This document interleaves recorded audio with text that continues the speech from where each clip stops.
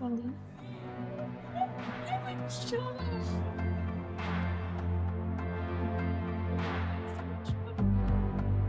You go out there. No, I'm gonna try to look at me. I want to lose you.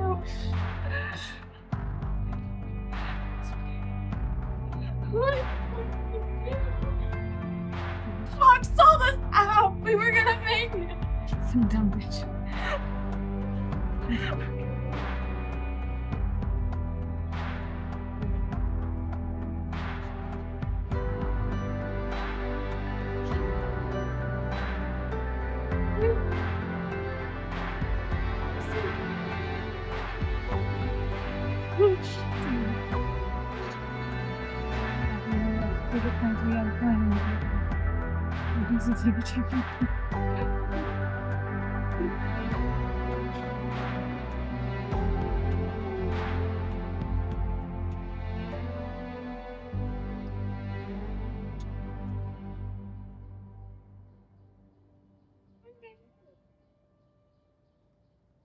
This first story unfolds with deceptive simplicity, beginning in the familiar, almost mundane setting of a study session, yet it quickly reveals itself as a carefully observed emotional portrait of how queer desire often first surfaces not through bold declarations, but through trust, vulnerability, and the slow erosion of pretense. And Pepper and Casey's interaction resonates because it mirrors how many women, especially queer women, learn to articulate intimacy only after navigating layers of social expectation and self-doubt.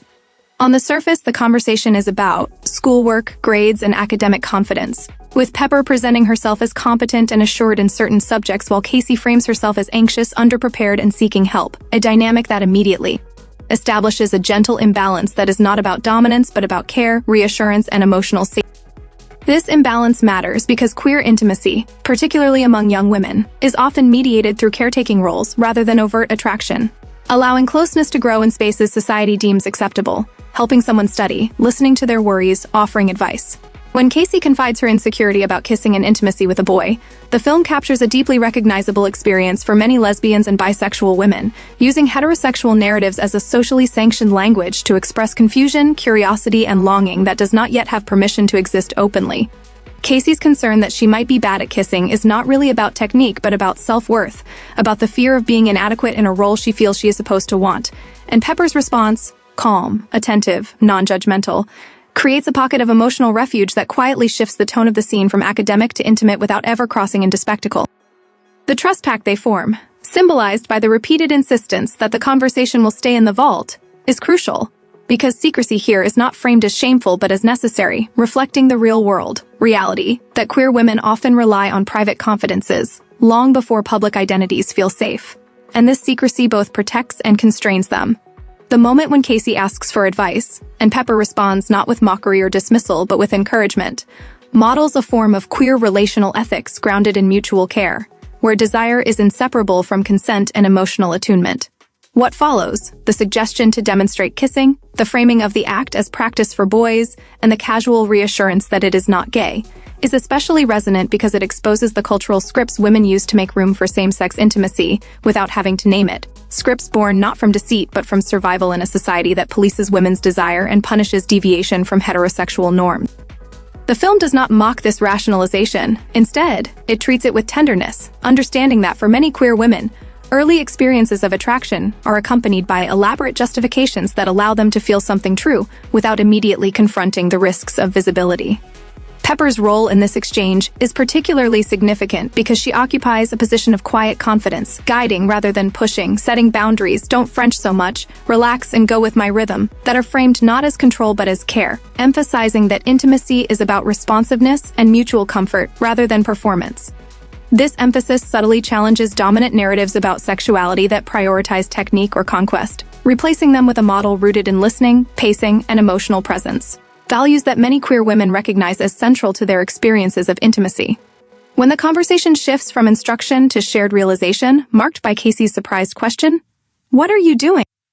and Pepper's soft affirmation that it feels just perfect, the scene captures the precise moment when pretense dissolves and something unspoken becomes undeniable, yet the film resists the urge to sensationalize this transition. Instead, it lingers in ambiguity, allowing the audience to sit with the discomfort and beauty of recognition, a discomfort that mirrors society's own unease with women loving women not as an abstract concept but as a lived, emotionally grounded reality. This discomfort persists today because female desire, especially queer female desire, disrupts multiple hierarchies at once. It challenges male-centered narratives of sexuality, destabilizes assumptions about women's passivity, and exposes how deeply heterosexuality is enforced not just through law or religion, but through everyday expectations about what kinds of closeness are acceptable. By placing this awakening in a context that is ostensibly innocent and practical, the film forces viewers to confront how arbitrary those boundaries are, asking why a study session can safely accommodate emotional disclosure, but becomes threatening the moment that disclosure takes a romantic or intimate turn. For queer women watching, this scene may evoke memories of similar moments, late-night conversations, shared confidences, practice kisses, that felt simultaneously ordinary and life-altering, moments where the heart recognized itself before the mind was ready to follow. For women more broadly, regardless of sexual orientation, the scene speaks to the universal experience of longing for connection that feels both safe and authentic, and the fear of stepping outside prescribed roles to claim that connection. Pepper and Casey. Each symbolize different responses to societal pressure. Casey embodies uncertainty and the internalization of norms that tell her her desire should point elsewhere, while Pepper represents the quiet courage of someone who, whether consciously or not, allows herself to follow emotional truth without demanding labels or explanations. Their interaction reflects the ways queer women are often forced to minimize their feelings, to frame them as temporary, experimental, or incidental, even when those feelings are profound. And the film's refusal to either condemn or sensationalize this dynamic is what gives the scene its emotional weight. Rather than presenting lesbian desire as taboo or transgressive, the story frames it as a natural extension of trust and empathy, suggesting that what society fears is not the act itself but the visibility of women choosing emotional intimacy with each other outside of patriarchal scripts. In this way, the scene becomes not just a personal awakening, but a quiet act of resistance, asserting that women's inner lives, their confusions and desires, deserve to be taken seriously. By centering women's perspectives and allowing their connection to unfold through dialogue, shared vulnerability, and mutual respect, the film invites LGBTQ+ viewers to see themselves not as spectacles but as subjects, and it challenges all viewers to question why such moments still feel radical.